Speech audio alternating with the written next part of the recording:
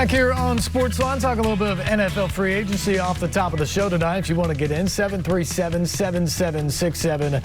The number again today, the Titans releasing Adoree Jackson and Dennis Kelly, moves that saved them nearly $17 million. They're going to turn some of that back around to sign a replacement for Jackson in Janoris Jenkins, a veteran 10-year cornerback in the National Football League. And so over the last week plus, you've watched the Titans release Malcolm Butler, release Kenny Vaccaro, release Adoree Jackson, release Dennis Kelly, and let Corey Davis and Jonnu Smith walk out the door. No franchise tags for either one of them. Now they have both signed elsewhere. Davis signing with the New York Jets for 3 years and $37.5 million. Smith signing with the Patriots for 4 years and $50 million.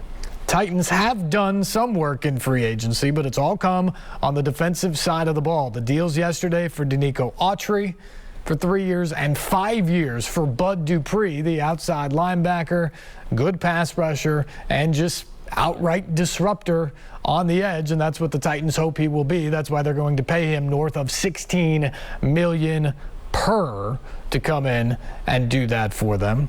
That is a big-time contract. It's bigger than they gave Jadeveon Clowney. It's bigger than they gave Vic Beasley. And boy, do they hope it works out better than anything they got out of those guys. And then, of course, you have Kendall Lamb, the offensive tackle, who yesterday looked like a guy who would come in and compete and give you some depth there. But you didn't necessarily think he was pegged to be a starter. Well, today when you see the release of Dennis Kelly, it seems pretty clear that they believe that Kendall Lamb will plug in as the right tackle for this football team. Barring something crazy in the draft, he appears to be the guy that they have pegged in to go there. So that's a move that they make. And then, of course, the Janoris Jenkins signing, or agreed to terms announcement tonight by his agent, to see what happens there. Your thoughts on what the Titans are doing or other teams around the league? Phone lines again open at 737-7767. And let's go to the phone. Say hello to James. James, what's going on? Welcome to Sportsline. Hey, James, are you there? You're on the air.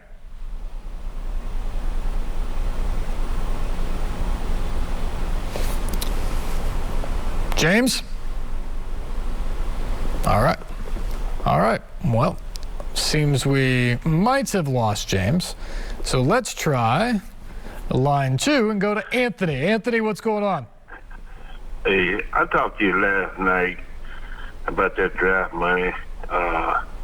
Like, I know you explained how that stimulus worked, but I know a lot of these owners have private business too, so I know the stimulus.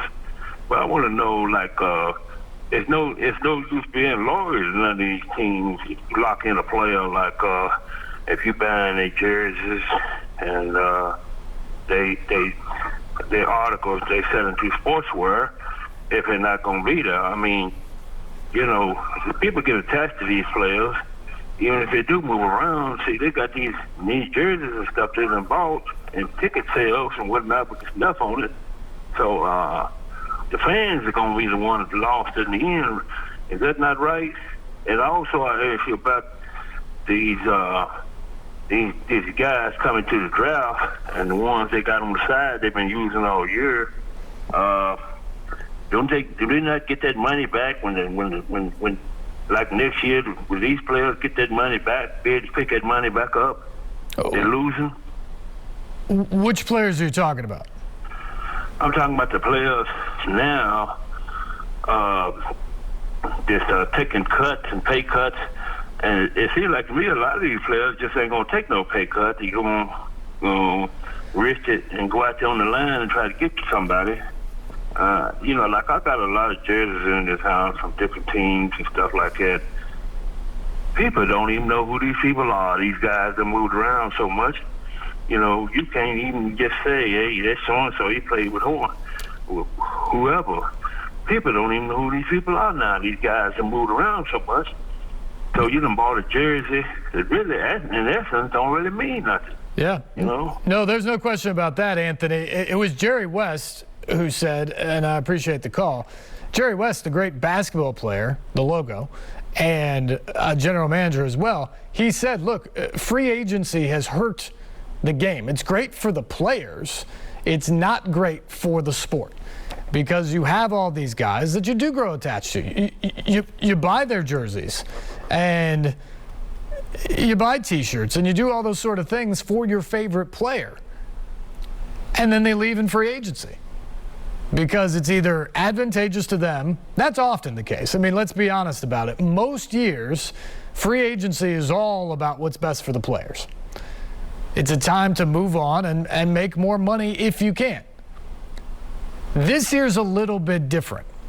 Because of the salary cap, there's just so many teams that are feeling the crunch that you have a bunch of players who would prefer to stay where they are, who liked their old contract, who liked their old team and their role on that team, that now are looking for work elsewhere because they were too costly. And that's certainly just about the instance in every case that I explained going through what the Titans have done in the last couple of days.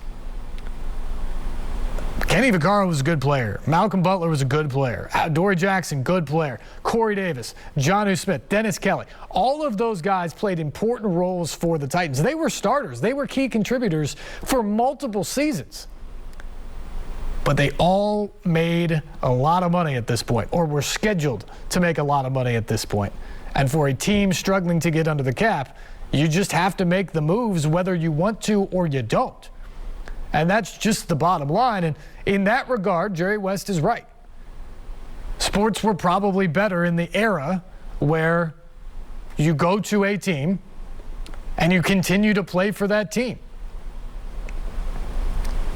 Because you create a home and the fans probably adore you more and more because you stay there for a longer period of time. But ultimately for the players, and remember their careers are short, the reason they collectively bargained in free agency is because it allows them to capitalize in a monetary way. So when you play really well for 3 years, in year 4 you can go get paid. And if you play well for a couple more years or 4 more years or however long that contract runs, you can get paid again. And it's not just re-signing with your same team or staying where you were. It's about going out and playing the capitalist game. But this year is different. There's no question about it. And in terms of the players moving forward out of this year, look, everybody's taking a hit. There will be some players that just, they're superstars. They're not going to get touched this year. But even some of the biggest names in the game, Tom Brady restructured his deal. Patrick Mahomes restructured his deal. Now, they may still get all of the money. It may just be restructured and filtered down the line. But everybody's going to take a bit of a hurt right now. Everybody's going to hurt for the next 12 months. Just the facts of life in the NFL and pretty much every industry right now. And you've got guys who've been cut, who are just out of jobs right now because of it. And frankly, you're going to find some guys who may never play again because of it. Because you're going to have some veterans who are used to making $7-8 million a year, where now their best offer is going to be to play for $2 million. And are you willing to play for $2 million when you've been playing for $8 million? Does it mean that much to you to go back and play at that level? Some guys it will. Some guys will want to play until they can't play anymore. And other guys will think, you know what, I've made my money. I'm not sure I want to go back and do that. That's going to be their decision that they have to make. But everybody's going to take a hit this year, and then next year, it appears, we don't have an official announcement on this, but it looks like there is a big-time television contract coming for the National Football League. And once that goes into place, the salary cap is going back up. That's just how it goes, because that's collective bargaining as well. And so once that is established and the revenue stream coming in, well, then that gets divvied up. Pie over here to the owners, pie over here to the players, 50-50. And so when that money goes way up in the television revenue, so are the salaries. That's just the bottom line. What they're dealing with right now is the lack of attendance, the lack of the sponsorships, everything that happened because of the pandemic in 2020. Everybody is feeling it. Even the mighty National Football League is feeling it after this. But there is a light at the end of the tunnel. But right now, it fundamentally is changing the league. I mean, think about it. The Chiefs, who have been set up, really, they've tried very hard to align their contracts to have a bit of a run, to essentially be a dynasty right here with Patrick Mahomes. And they were in the AFC Championship game 3 years ago, lost to Tom Brady and the Patriots. Had they won, they probably would have been favorites to win the Super Bowl. 2 years ago, they do win the Super Bowl. This year, they go and lose to Tom Brady and the Bucs. But they felt like they had a 5, 6, 7-year window with a core group of guys headlined by Mahomes where they could really make a run at it. Well, you know what you saw in that Super Bowl just a month or so ago? You saw a team that got whipped up front by the Bucs pass rush on the edges because Eric Fisher tore his Achilles and wasn't there at left tackle. Mitchell Schwartz had to slide over and play on the left side instead of the right. And then they threw in backups. And it just did not work for that offensive line. But the tandem they initially had was pretty darn good. You know what happened to that tandem after the season was over? Both of them were released. Fisher and Schwartz were released because the Chiefs, like the Titans and like so many other teams, had to create some cap space. Because nobody was prepared for the salary cap to drop by more than $17 million. That is just what happened. And everybody's had to adjust. So now what happens with the Chiefs? Chances are somebody's younger going to go in there. They'll be cheaper, but will they be as good? Or will Patrick Mahomes be running next season like he had to run for his life in the Super Bowl? He was not nearly as effective. He did not look like Patrick Mahomes in that game because he was under pressure the whole time. That is one of the real issues of getting to Patrick Mahomes, right? It's how do you get to him? How do you make him uncomfortable? The Bucs did in the Super Bowl. He's still great. He still made some incredible plays. Some of the greatest incompletions we've ever seen in that game. But he was affected in that game. And now his bookend tackles are gone. All because of the salary cap crunch in the NFL. That's what you feel in Tennessee. That's where you feel it elsewhere as well. It's the salary cap crunch issue for teams. So everybody's sitting there right now and restructuring their rosters. And teams are going to look dramatically different. The Titans' offense will not be as dynamic in 2021. It's almost certain. They're still going to have a good offensive line. Ryan Tannehill, I think, is still a top 10 quarterback in the NFL. Derrick Henry's the best running back in the NFL. He's the two-time rushing champ and just ran for 2,000 yards. A.J. Brown's a bona fide number one wide receiver. But this offense loves to use its tight ends, and right now, there's not a lot going on there.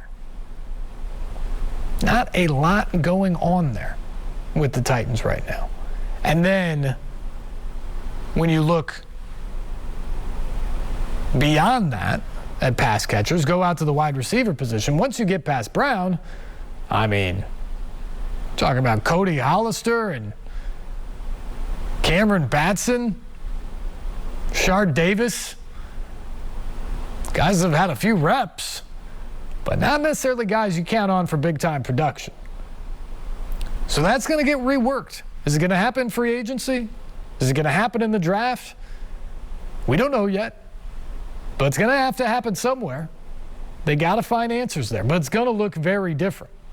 And the defense, as we mentioned, just 4 of the 11 penciled-in starters for the beginning of the 2020 season are on the roster as we begin the 2021 league year tomorrow afternoon. 3 new pieces are already in. You got some other young guys that may have to step up or be called upon. And I'm sure there'll be more moves to come. Certainly draft picks to come on that side of the ball. How much of a difference will that make? That's where you are with the Titans right now. Let's go back to the phones. I think James is back with us. Hey, James, are you there? Yes, I'm here. Awesome. Well, thanks for calling back. Welcome to the show. All right. Hey, good evening. I just got a question. I just tuned in. I'm just curious what you can tell me about Taylor Lewan and a kicker. Those are two issues, and I don't know where we're going. So maybe you can give me a little bit of insight on what's going on with Taylor Lewan and a kicker. Thank you. Yeah, you bet. Thanks for the call, James. Taylor Lewan is a huge part of this team, and he was hugely missed last year when he went down. There's no question about it. Things changed when he went down early in the season. Now, they got valuable efforts from Ty Sembrilo and then David Quisenberry at left tackle, but those guys are not Taylor Lewan. They are not Pro Bowl caliber, all-pro caliber types of guys to protect the blind side of your quarterback. And because of that, the Titans had to change what they did up front. It meant the tight ends had to stay in. There had to be a bit more chipping. I think it took Jonnu Smith out of the offense in a big way in the second half of the year. He was so good and so valuable early. He was less of an impact late. I think that's a huge part of them having to protect a little bit more with tight ends and rely more on the wide receivers. But the biggest thing right now for the Titans is they just need Taylor Lewan to get well. And that injury happened at the very end of September, late October, I believe it was. And so you've got to fight through that. It's usually about 8 months, maybe a little bit longer for guys, especially a big guy like Taylor. My guess is you won't see much from him in the off-season program, if anything. I mean, if we see anything from an off-season program, last year it was all virtual. Will they do anything on the field this year? We'll find out. But I would guess that Taylor Lewan will be ready to go come training camp. And we'll see what happens in terms of the contract there for Lewan. He's one of the highest paid players on the team. He's due a lot of money this year. He counts a lot against the salary cap. They are not going to release Taylor Lewan. They need him. But is he a candidate to restructure his contract to save them some money here? I think he probably is. Is Ryan Tannehill? I think he probably is. So there might be some of that coming. That could be something to watch for. But the biggest thing is the Titans just need Taylor Lewan healthy and back in the fold by the time they start. I keep wanting to call it spring training. By the time they start fall camp, training camp in late July or early August. And then in terms of the kicker, technically they need to be looking for one. We'll see what happens if Stephen Gostkowski comes back or not. They do have Tucker McCann on the practice squad. I believe he is contracted into the offseason and into next year. Are they interested in that? Do they go another route out there? Do they bring Gostkowski back? I honestly have no idea. I haven't heard much at all on it. I think it probably has something to do with where they fit in the salary cap number. You want a reliable kicker, but Gostkowski is a future Hall of Famer. He gets paid a certain amount of money because of that, and the Titans may not be able to afford that. And so they may have to go to a cheaper option if that becomes the case as we move into next year. But I think that's a deal that will fall into place later. You want to do the big things up front. You want to go pay $16 million a year for Bud Dupree up front. You want to go get Danico Autry and take him away from one of your division rivals. You want to do that as soon as possible. Janoris Jenkins, that's a guy you're going to bring in to replace two of the guys that you had to release because they cost so much money. That stuff happens quickly. The other stuff trickles in later on, may take several weeks. So I don't necessarily expect a kicker deal to be announced quickly here, but there are some options on the table. Do you go back to Stephen Gostkowski? Do you go really young with a guy on your practice squad like Tucker McCann, or is there someone else out there that you could get for a reasonable term and price that you feel comfortable with and confident in that the Titans will be able to make kicks next year? Lots of things still on the table for John Robinson and the Titans as this free agency period really starts to ramp up. Remember, it doesn't officially begin until tomorrow afternoon at 3 o'clock. Phone lines are still open, 737-7767, the number. We can talk some more free agency. We can also get into some college basketball as well. Stay tuned. This is Sportsline on News Channel 5 Plus.